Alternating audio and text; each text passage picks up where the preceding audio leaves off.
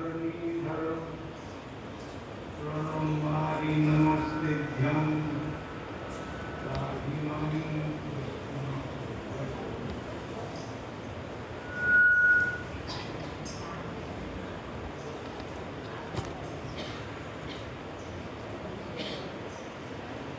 আজকে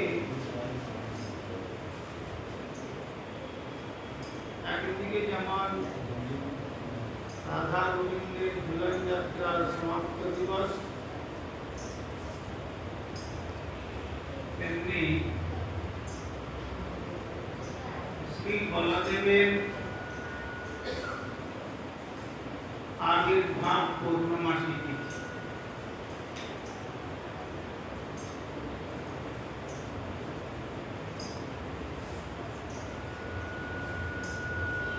দেবকীর সঙ্গে যখন বসুদেবের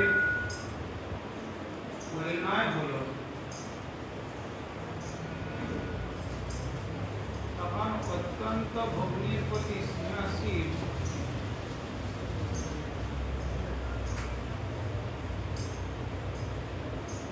কংস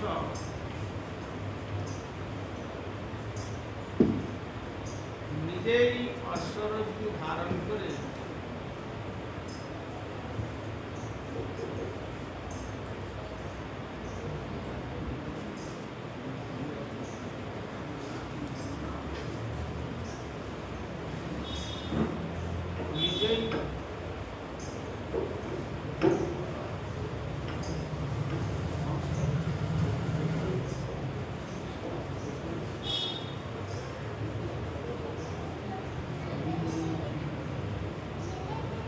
নিজেই নবদম্পতিকে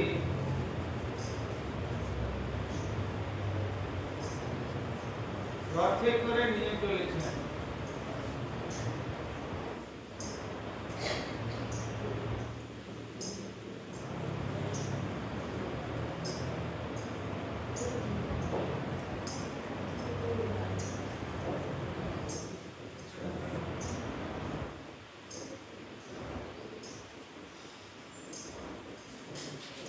অশ্বরজ্জু ধারণ করে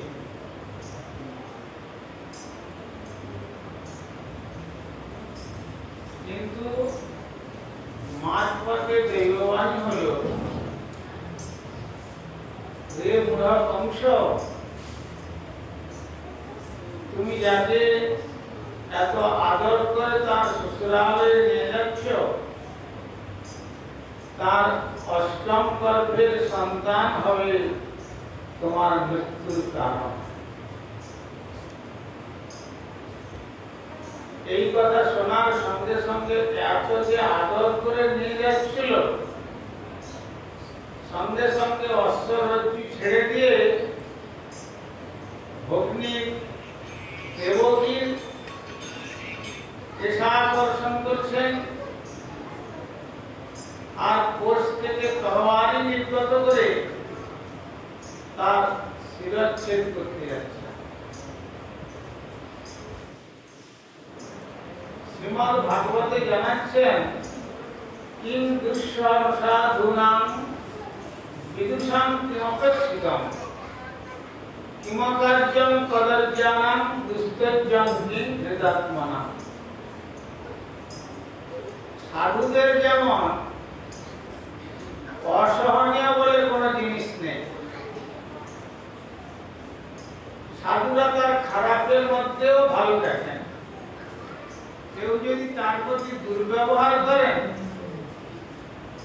তখন তাকেও তিনি মনে করেন যে না, এটা ভালো আচরণই হচ্ছে। যেমন আমরা একবার হরিদ্বারে গিয়েছিলাম, দেখেছিলাম একজন সাধু খুব সুখ্যাতি সর্বত্র ছড়িয়ে গেছে। তিনি শেষ রাত্রিতে এসে গঙ্গার পবিত্র তটে তিনি স্নান করে তারপরে তিনি সারাদিন ধ্যানস্থ হয়ে সিদ্ধ মহাত্মা রূপে পরিচিতি লাভ করেছিলেন। কিন্তু একজন ব্যক্তি তার এত উৎকর্ষ সর্বত্রতার সুনাম সহ্য করতে না পেরে তিনি কি করলেন, একদিন যখন ওই সাধু বাবা ব্রহ্ম মুহূর্তে গঙ্গায় স্নান করতে এসছেন, স্নান করে উঠে আসাতে সঙ্গে সঙ্গে তার গায়ে থুতু হয়েছে। তখন সাধু দেখলেন যে এই অবস্থায় তো আর ধ্যানে বসা যাবে না, তখন আবার তিনি গঙ্গায় স্নান করছেন, উঠলেন, আবার সেই একই অবস্থা। এইভাবে সারাটা দিন গঙ্গায় কেবল স্নান করছেন আর সাধু বাবা উঠে আসাতে ওই অসাধু ব্যক্তিটি তার গায়ে থুতু হয়েছে। তখন পাশের ব্যক্তি তারা কয়েকজন বলছেন, সাধু বাবা এই লোকটি আপনার প্রতি এত খারাপ আচরণ করছে, আপনি তো একটাও কিছু কথা বলছেন না। তখন এই সাধু বাবা বলছেন যে উনি তো আমার উপকারই করছেন, কেননা আজকে সূর্যাস্তের পর কাল সূর্যোদয়তে আমি বেঁচে থেকে গঙ্গা স্নান করতে পারবো কি না পারবো জানি না, কিন্তু উনি আমাকে একসঙ্গে 108 দিনের গঙ্গা স্নানের ফল প্রদান করে দিলেন। আমার তাই গুরু মহারাজ বলতেন যে পাশে যে ভালো, দেখে যে ভালো, মন্দের ভিতরে সে পায় যে আলো। সেই রকম কিন্তু সাধুনা, সাধুগণের অসহনীয় বলে কোন জিনিস নেই, তেমনি বিদুষাং কিমপেক্ষিতম, যারা সুবিজ্ঞ তারা কারোর জন্য অপেক্ষা করেন না, তারা জানেন কৃষ্ণ আমায় পালে রাখে যেন সর্বকাল, আত্মনিবেদন জন্যে ভুজাও জঞ্জাল। কারো অপেক্ষা করেন না, কেবলমাত্র জানেন যে আমার রক্ষক হচ্ছেন ভগবান শ্রীকৃষ্ণ। কৃষ্ণগত প্রাণ। আর কিমকার্যম কদর্যানাম, যারা কদর্য ব্যক্তি তাদের অকার্য বলে কোনো জিনিস নেই। তারা এখনই আপনার ভালো করতে পারেন, আবার এখনই আপনার শিরচ্ছেদ করতেও কুণ্ঠাবোধ করবেন না, তার স্বার্থের যদি আঘাত করে। তেমনি কংস যে ভগ্নীকে এত আদর করে তার শ্বশুরালয়ে নিয়ে যাচ্ছিল, নিজে রথের সারথি হয়ে যে এই কথা শুনলেন যে তুমি যাকে এত আদর করে নিয়ে যাচ্ছ, এর অষ্টম গর্ভের সন্তানের কর্তৃক তোমার মৃত্যু নির্ধারণ হয়েছে, ব্যাস সঙ্গে সঙ্গে ভগ্নীর স্নেহ উড়ে গেল, আর কোষ থেকে অস্ত্র নির্গত করে তার বাম হাতে তার কেশ ধারণ করে তার শিরচ্ছেদ করতে যাচ্ছে। তাহলে ওর একটু যদি আমি মেরে ফেলি তাহলে আমার আর মৃত্যু হবে না। অজর অমর প্রাজ্ঞম বিদ্যাম অর্থাৎ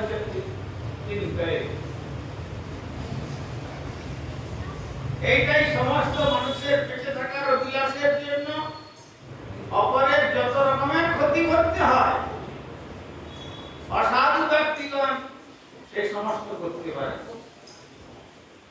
আর দুস্তৈর্যম কিং ধৃতাত্মনা, ধৃতাত্ম ব্যক্তি যারা আত্মধর্ম অনুশীলন করে নিজেকে স্থিতিশীল করেছেন, বলছেন তাদের দুস্তৈর্য কিছু নয়, তারা শ্রী ভগবানের জন্য আত্মীয় স্বজন, পিতা মাতা, গৃহ কুটুম্ব, স্বদেশ বিদেশ, শত্রু মিত্র সব পরিত্যাগ করে তারা জানেন যে ভগবান শ্রীকৃষ্ণই একমাত্র আমার রক্ষক। সেই জন্য ভগবান গীতাতে বলেছিলেন সর্বধর্মান পরিত্যজ্য মাম একম শরণং ব্রজ অহং ত্বং সর্বপাপেভ্যো মোক্ষয়িষ্যামি মা শুচঃ। দেখো অর্জুন, তুমি যদি আমার কথায় ভরসা রাখো তাহলে জগতের সমস্ত ধর্ম, দেহ ধর্ম এবং মনোধর্ম এ সমস্ত পরিত্যাগ করে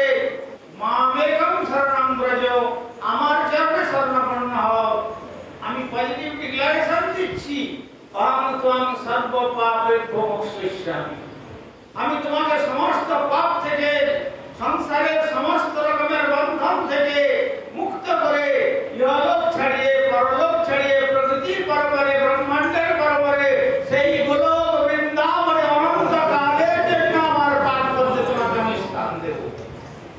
আর তোমাকে জন্ম মরণ মালার মধ্যে আবর্তিত হতে হবে না। তো সেই রকম যখন এইভাবে কংস মাঝপথে দৈববাণী শ্রবণ করে এই অবস্থা ঘটল,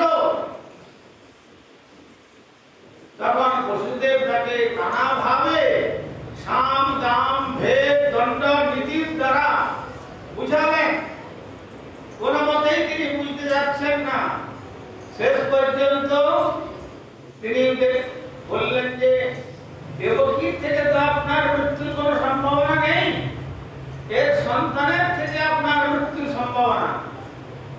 ঠিক আছে, আমি কথা দিচ্ছি যখনই দেবকীর সন্তান জন্মগ্রহণ করবে তখনই আপনার হাতে তুলে দেব। আর কিছু কথা আছে? তখন বললেন হ্যাঁ আরেকটা কথা আছে। কি সেই কথা? না, যদি তুমি ওই সন্তান তুলে দেবে বলে যদি অন্যত্র কোথাও আত্মগোপন করো দেশে, আমি তখন তোমার কোথায় অন্বেষণ করব? তাহলে এই আমি কারাগার রচনা করলাম, এই কারাগারের মধ্যে তোমাদের দুজনকে অবস্থান করতে হবে। কারাগারে অবস্থান করলেন। প্রথম সন্তান যখন জন্মগ্রহণ করল, প্রথম সন্তানটিকে বসুদেব কংসের হাতে তুলে দিলেন। যখন কংসের হাতে তুলে দিতে যাচ্ছেন তখন কংস দেখলেন বা এ তো বাস্তবিক সত্যবাদী। আর দ্বিতীয় বছরে দেবর্ষি নারদ এসে উপস্থিত হলেন। আর যখন দেখলেন যে প্রথম সন্তানকে তুলে দিয়েছেন তখন কংসের বুদ্ধি হলো যে আচ্ছা প্রথম সন্তানের থেকে তো আমার মৃত্যুর কথা নেই, অষ্টম সন্তানের থেকে আমার মৃত্যু হবে। ঠিক আছে, একে তুমি নিয়ে যাও। দ্বিতীয় বছরে নারদ এসে বললেন কংস তুমি জানো না দেবতাগণের যে চক্র কোন দিক থেকে তিনি হিসাব করবেন সে কথা কেউ বলতে পারে না। বলে একটা পদ্মকে তুলে নিয়ে বললেন দেখো এই যে অষ্টদল পদ্ম, যদি এই প্রথম পদ্মকে যদি প্রথম দলটিকে যদি প্রথম ধরা যায় তাহলে এই অষ্টমটা হবে অষ্টম সন্তান। দ্বিতীয়টাকে যদি প্রথম ধরা যায় তাহলে সপ্তমটা হবে অষ্টম সন্তান। তৃতীয়টাকে যদি প্রথম ধরা যায় তাহলে ষষ্ঠটা হবে অষ্টম সন্তান। এইভাবে সবকে অষ্টম সাজিয়ে দিলেন দেবর্ষি নারদ। তাহলে কি করতে হবে? তাহলে কি একেই যে শেষ সন্তানকে প্রথম ধরে একে যে অষ্টম ধরবেন না দেব তারা সে কথা কে জানে? অতএব কংস তুমি বিচার করে না। কেন? দেবর্ষি নারদ দেখলেন যদি ছেড়ে দেয় তাহলে তো আর পাপের বোঝা সম্পূর্ণ হবে না, তাহলে তো ভগবান আসতে অনেক বিলম্ব হবে। তখন সেই সন্তানটাকে শিলাপৃষ্ঠে আছাড় মেরে ফেলবে। এইভাবে পরপর 6টি সন্তান হাতে তুলে দিলেন। 6টি সন্তানের মৃত্যু হলো।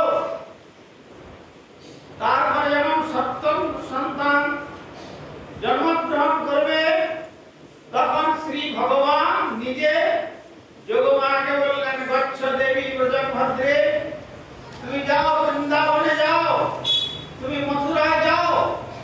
মথুরায় গিয়ে ওই দেবকীর গর্ভে যে সন্তান আছে সেই দেবকীর গর্ভের থেকে সন্তানকে আকর্ষণ করো আর রোহিণীর গর্ভেতে সেই সন্তানকে স্থাপন করো। যোগমায়া বলছেন যে না না আমি ওখানে যাব না, কেননা আমার পুজো কেউ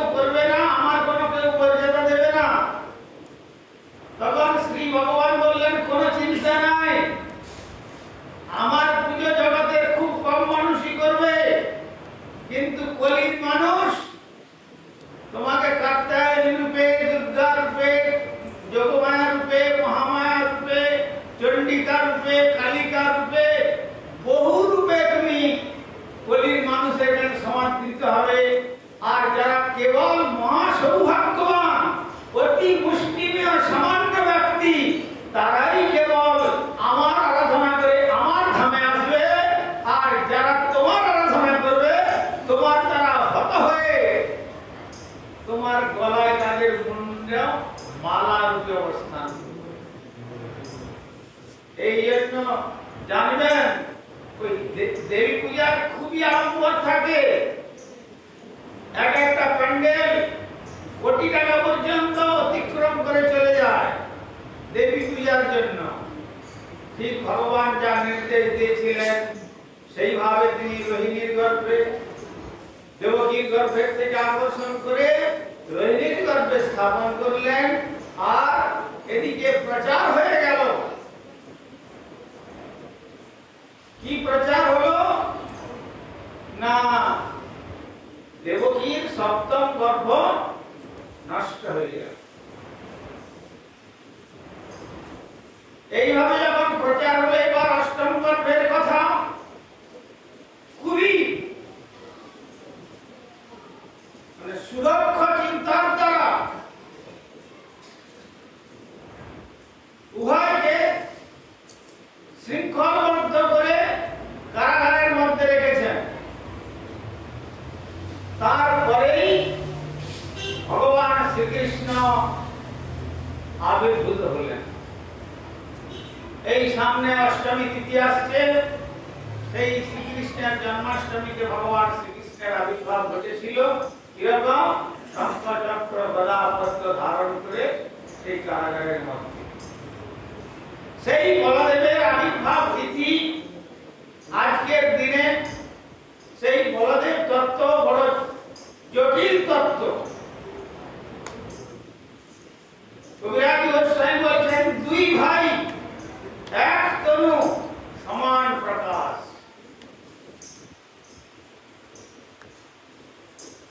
শ্রী ভগবান ব্রজেন্দ্রনন্দন শ্রীকৃষ্ণ তিনি যেমন সর্বারাধ্য তত্ত্ব, তার চরণে যেমন তুলসী অর্পণ করে পুজো করা হয়, তেমনি বলদেব হচ্ছেন সংকর্ষণ তত্ত্ব।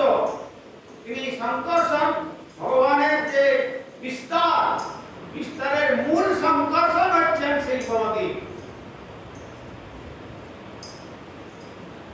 তার থেকে এসেছে সংকর্ষণ কারণতয়সায়ী গর্ভদশায়ী চ পয়োবধিসায়ী শেষস্য যস্যাংশ কলা স নিত্যানন্দক্ষরাম শরণং মমাস্তু।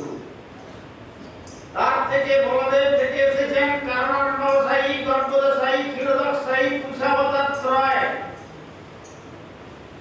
অনেক তত্ত্বের কথা। তারপরে গর্ভদশায়ী দ্বিতীয় পুরুষাবতার থেকে নাভি কমল থেকে ব্রহ্মা থেকে আরম্ভ করে সমস্ত দেবতার উৎপত্তি। আবার কারণ সমুদ্রে, ক্ষীর সমুদ্রে ক্ষীরোদকশায়ী বিষ্ণুর থেকে অনন্ত জীব সত্তা, যে জীবাত্মা রূপে ভগবান প্রতিটি জীবের হৃদয়ের মধ্যে অবস্থান করছেন, তিনি এই বলদেব থেকেই তার প্রকাশ। শেষস্য যস্যাংশ কলা, শেষ মানে অনন্তদেব। অনন্তদেব সহস্র মুখে যার নাম কীর্তন করেন, অর্থাৎ দেবাদিদেব কৈলাস অধিপতি শঙ্করের গুরুদেব। এই জন্য শঙ্কর তার গলায় গুরুদেবকে রেখেছেন। গলদেশে যেন গুরুতত্ত্ব ছাড়া আর এই কণ্ঠের থেকে যেন আর অন্য তত্ত্বের নির্গত না হয় বাণী রূপে, যেন সর্বক্ষণ গুরুপাদ তত্ত্বের কৃপার কথাই অনুভব হয়। শেষস্য যস্যাংশ কলা, যার অংশ কলা রূপে প্রকাশিত হয়েছেন স নিত্যানন্দক্ষরাম শরণং মমাস্তু। সেই নিত্যানন্দ রূপী বলরাম, তার চরণে আমি শরণাপন্ন হই। আজ সেই বলদেবের আবির্ভাব তিথি। অর্থাৎ যদিও বলা হয়েছে এতেচ্ছাংশ প্রলাপুংস কৃষ্ণস্তু ভগবান স্বয়ং ইন্দ্রাদি ব্যাকুলং লোকে বেড়েন্তি যুগে যুগে। আবার ব্রহ্মা বলেছেন রামাদি মূর্তিষু কলা নিয়মেন তিষ্ঠন নানা অবতার গরুর ভুবনেষু কিন্তু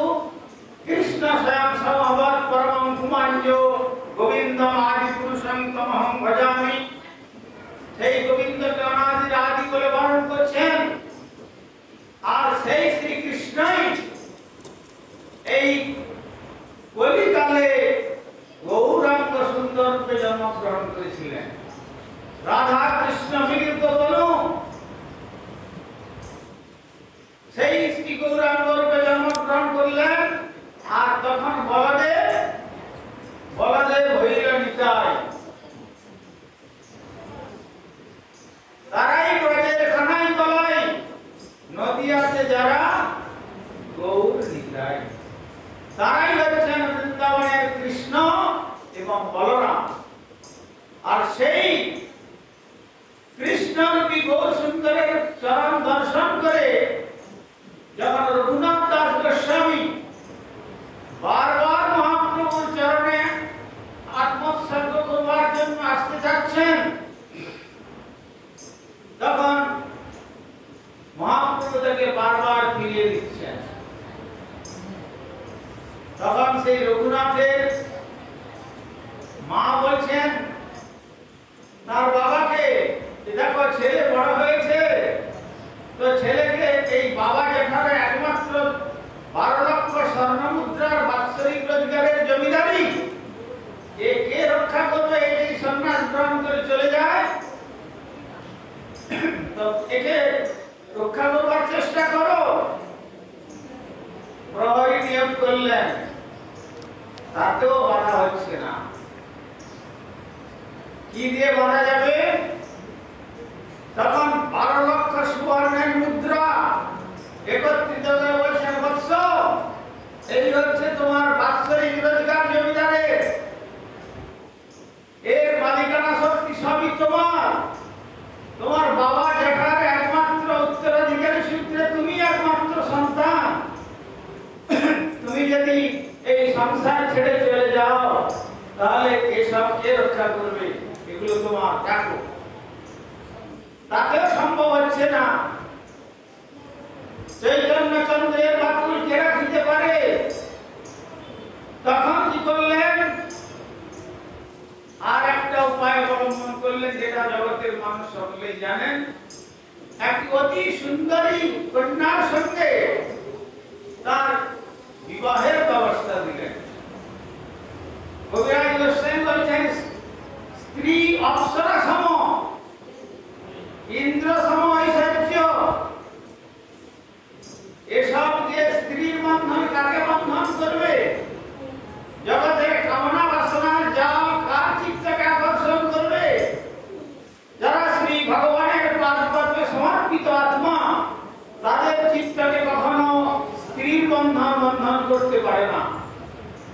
যখন স্ত্রীর আকর্ষণ থেকে আকর্ষণ করতে পারলো না, তখন তার মা বলছেন, এক কাজ করো, এবার ছেলেটাকে দড়ি দিয়ে বেঁধে রাখো, এবার দড়ি দিয়ে বাঁধো। তখন কবিরাজ গোস্বামী বলছেন যে স্ত্রী অপ্সরা সময়, ইন্দ্র সময়, ঐশ্বর্য যার, এসব বাড়িতে না গেলে যার মন, সামান্য দড়ির বাঁধনে তারে বাঁধিবে কেমন? তাকে দড়ির বাঁধন দিয়ে কি করে বাঁধবে? কিন্তু কোন ক্রমে যখন সুযোগ পেলেন, মহাপ্রভু যখন সন্ন্যাস গ্রহণ করে শান্তি করে যে শ্রীপাঠে সবার সাথে মিলে সংকীর্তন করছেন, তখন রঘুনাথ কোন ছলনাতে তিনি মহাপ্রভুর চরণে পৌঁছেছেন। ভক্তগণ দেখে বলছেন যে প্রভু, ওই যে দেখুন আপনার সেই রঘুনাথ আসছে, আবার আসছে।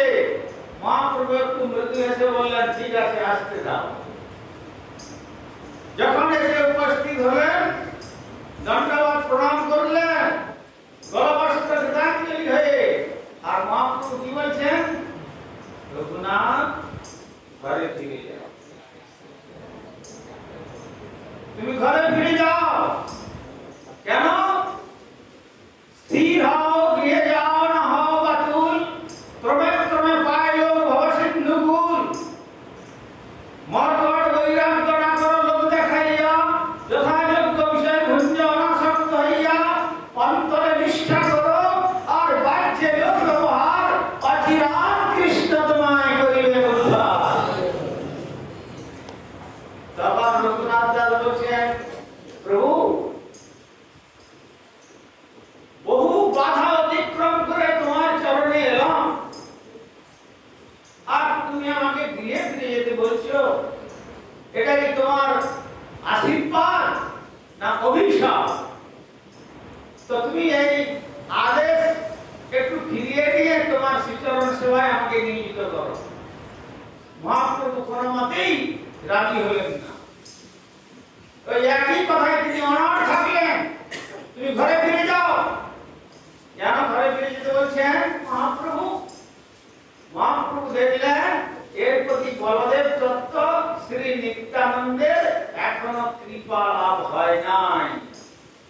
নিত্যানন্দ কৃপা লাভ না করে, গুরুতত্ত্বের করুণা লাভ না করে কেউ যদি গৌরতত্ত্বরূপী ভগবান শ্রীকৃষ্ণের আরাধনা করতে চায়, তাহলে ভগবানের চরণ প্রান্তে পৌঁছে গেলেও ভগবান তাকে ঘাড়ে ধরে আবার সংসারে ফিরিয়ে দেবেন। সেই জন্য আমাদের জীবগোস্বামী চরণ বললেন যে গুরু কৃপা, বলদেব কৃপা, নৈবেদ্য তুলসী বট, নৈবেদ্যতে তুলসীর সমান একটা ন্যায়, নৈবেদ্য তুলসী বট কি চিন্তয় শ্রী নিত্যানন্দ কৃপা বা বলদেব কৃপাকে এইভাবে বললেন। তার অর্থ বোঝাচ্ছেন, যেমন ধরুন এইখানে ঝুলন অনুষ্ঠানের জন্য আমাদের শ্রীপাদ বামন মহারাজ কতদিন আগে থেকে কত চেষ্টা চরিত্র করে উপকরণ সংগ্রহ করেছেন, রাঁধুনি সংগ্রহ করেছেন, আপনাদের বাড়ি বাড়ি গিয়ে নিমন্ত্রণ করে এসেছেন, আপনারা ঝুলন উৎসবে দিয়ে অংশগ্রহণ করে উৎসবের সৌজন্য অর্জন করবেন, আবার আপনাদের প্রসাদের ব্যবস্থা করেছেন এবং সুন্দর সুন্দর মনে করুন রান্নার ব্যবস্থা করেছেন, চর্বচিষ্ঠ লেজ্জ পেয় খেচুরান্ন পুষ্পান্ন ছানা ডালনা রাবড়ি পেড়া কত কিছু ব্যবস্থা করেছেন, রান্নাও হয়ে গেছে। আর এমন সময় মধ্যাহ্নকালে তারপরে যেন আমার সুবর্ণের থালার মধ্যে সব পারস করে পূজারীকে বলছেন, পূজারী এবার ভগবানের ভোগ সব রন্ধন হয়ে গেছে, তুমি ভোগ নিবেদন করো। মন্দিরে প্রবেশ করানো হয়ে গেছে, এবার শুদ্ধ গল্পে রান্না, চতুর্দিকে রন্ধনের সৌরভ বিকীর্ণ হচ্ছে। আর পূজারী সমস্ত নৈবেদ্যতে শঙ্খের জল দিয়ে এস পুষ্পাঞ্জলি এস পাদ্যম এস অর্ঘ্যম এস নৈবেদ্যম অন্ন ব্যঞ্জন মিষ্টান্ন পনিয়াদিতম সর্বম শ্রীক্লিং রাধা কৃষ্ণাভ্যাম নমঃ, এই বলে তিনি বেদ মন্ত্রে নিবেদন করছেন। আবার পুরুষোত্তম মন্ত্রে ভগবান খুশি হন বলে তার সঙ্গে পুরুষোত্তম মন্ত্র জুড়ে দিচ্ছেন। ওম সত্যস্যাসন সমিধস্তি সত্য সমিধপিতা দেবাদো যজ্ঞম তরণ্যম অবঘ্নম পুরুষম ইতি নৈবেদ্যম শ্রীক্লিং রাধা কৃষ্ণাভ্যাম নমঃ, এই বলে বলছেন ঠাকুর তোমার নৈবেদ্য তোমাকে নিবেদন করা হলো, তুমি ভোজন করো। এই বলে মন্দির থেকে বাইরে বেরিয়ে এসে মূল মন্ত্র জপ করছেন, ভগবান গ্রহণ করবেন। ব্যবস্থাপকের ব্যবস্থাপনায় কোনো ত্রুটি নেই, কিন্তু বলছেন না সব কার্য হয়েছে, রন্ধনেও ত্রুটি নেই, বস্তু যোগানেও ত্রুটি নেই, আর সুন্দর থালায় পারস করে তুলে দিয়েছেন তাতেও কোনো ত্রুটি নেই, কিন্তু পূজারী নৈবেদ্যতে সমস্ত কার্য করতে গিয়ে তুলসী প্রদান করতে ভুলে গেছে। তাহলে কি হবে? 56 ভোগ 36 ব্যঞ্জন বিনা তুলসী প্রভু এক নাই মানি। যেমন যতই আপনি 56 ভোগ 36 ব্যঞ্জন রন্ধন করুন, তুলসী ছাড়া যেমন ভগবান স্বীকার করেন না, তেমনি আমাদের এই দুর্লভ মনুষ্য জীবনে এই জীবনরূপী নৈবেদ্যতে রূপের নৈবেদ্য, গুণের নৈবেদ্য, কুলের নৈবেদ্য, প্রাণের নৈবেদ্য, বর্ণের নৈবেদ্য, আশ্রমের নৈবেদ্য, পাণ্ডিত্যের নৈবেদ্য, বিদ্যার নৈবেদ্য, বুদ্ধির নৈবেদ্য, ব্রাহ্মণত্বের নৈবেদ্য, ক্ষত্রিয় বৈশ্য শূদ্র ম্লেচ্ছ অন্তজের নৈবেদ্য, যতই এই নৈবেদ্য সাজিয়ে নিয়ে ভগবানের চরণে অর্পণ করুন না কেন, তুলসী রূপী গুরু কৃপা না হলে ভগবানের চরণে পৌঁছে গেলেও ভগবান ঘাড়ে ধরে আবার তাকে সংসার করতে নিক্ষেপ করবেন। তাই আজ সেই বলদেব আবির্ভাবের পবিত্র লগ্নে আপনারা যারাই এই শ্রী বলদেবের কথা শ্রবণের সৌভাগ্য লাভ করেছেন, যাতে করে ভগবান আমাদের স্বীকার করেন, ভগবান আমাদের গ্রহণ করেন, সেই জন্য কাল বিলম্ব না করে বলদেব তত্ত্বরূপী গুরুপাদ পদ্মকে আশ্রয় গ্রহণ করুন। গুরুপাদ পদ্ম আশ্রয়ের দ্বারাই ভগবানের করুণা লাভ করা যায়। তার ভগবানের কথা তখন সম্পূর্ণ বুঝতে পারা যায়। দেবী পার্বতী শঙ্করের চরণ তলে বসে ভগবানের কথা শুনছেন, আর পার্বতীকে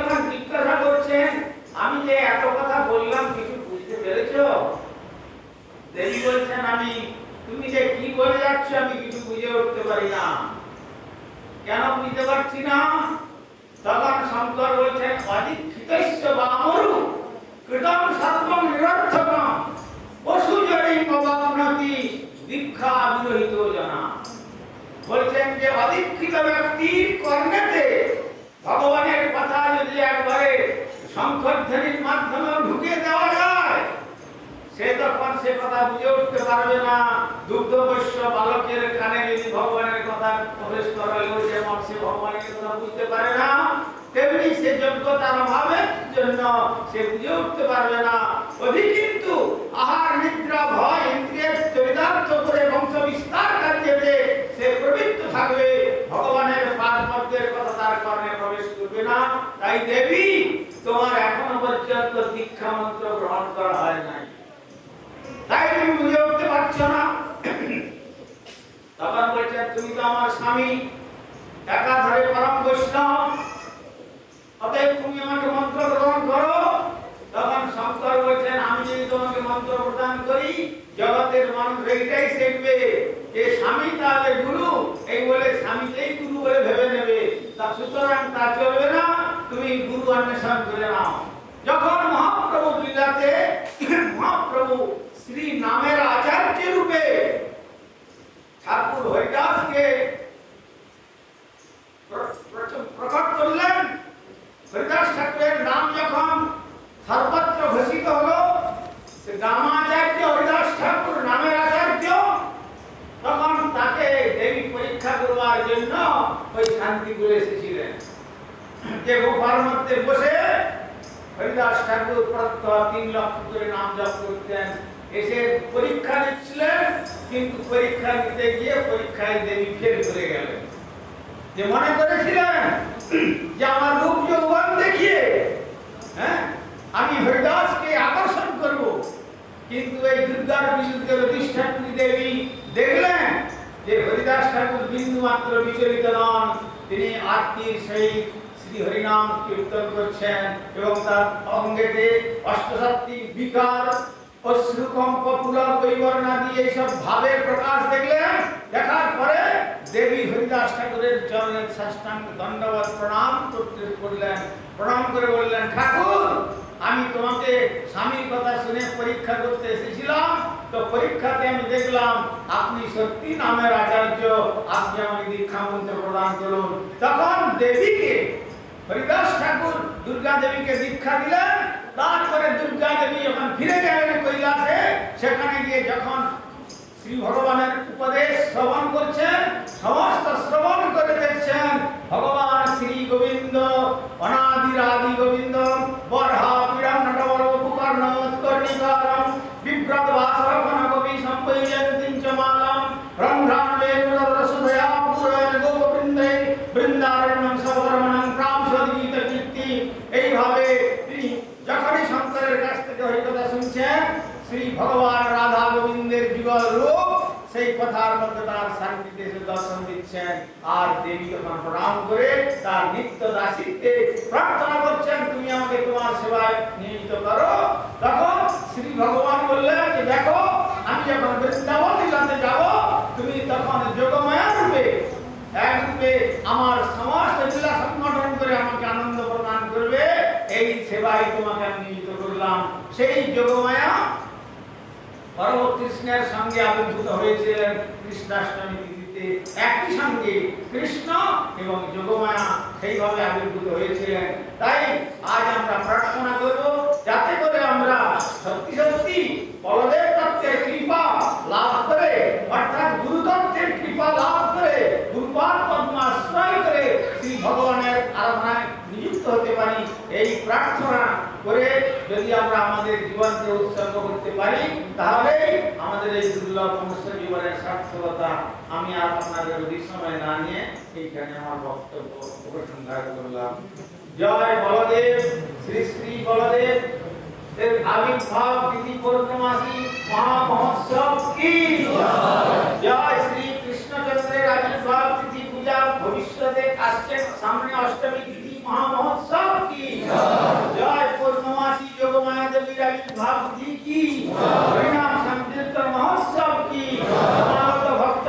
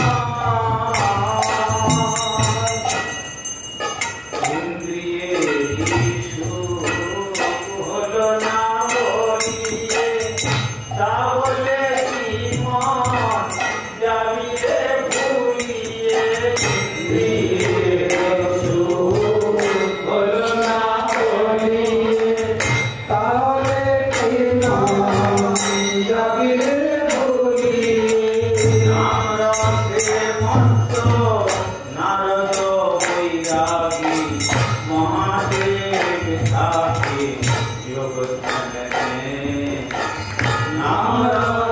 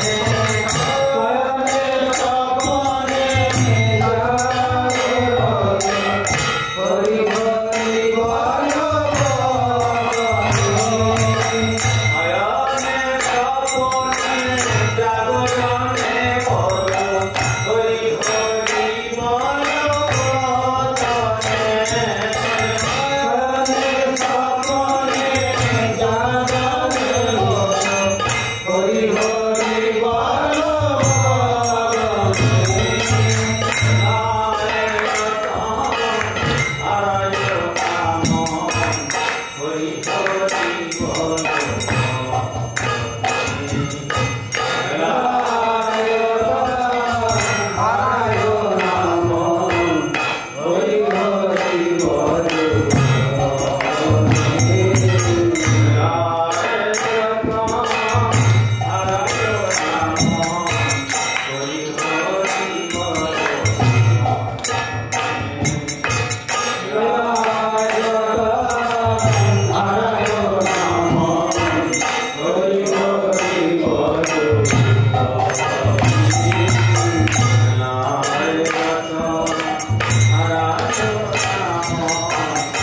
হরি